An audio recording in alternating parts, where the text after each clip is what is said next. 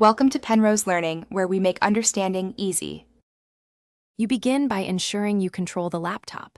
Sign in as an administrator or create a local admin account now. Once done, backup personal files and export emails/contacts to an external drive or cloud, because deleting the account will remove data.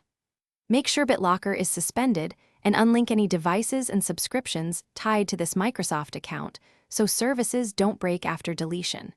These steps prevent lockouts and data loss. They also let you complete the deletion without needing recovery access later. Now convert your Microsoft sign-in to a local account.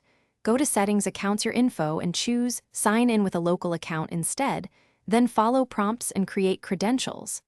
After you switch, verify the new local user has admin rights to manage the PC. Sign out and unlink OneDrive, Microsoft Store, and any other synced apps so files stop syncing. Finally, from another device, visit Account. Microsoft.com to revoke device access and remove app permissions. This prevents background relinking after deletion. To permanently delete, sign into Account. Microsoft.com, navigate to your info and choose Close Account, follow identity verification steps, and acknowledge the data and service impacts. Microsoft places the account in a recovery hold, typically 30 days, so don't sign back in during that period, or the deletion will be canceled. After the hold ends, the account is removed.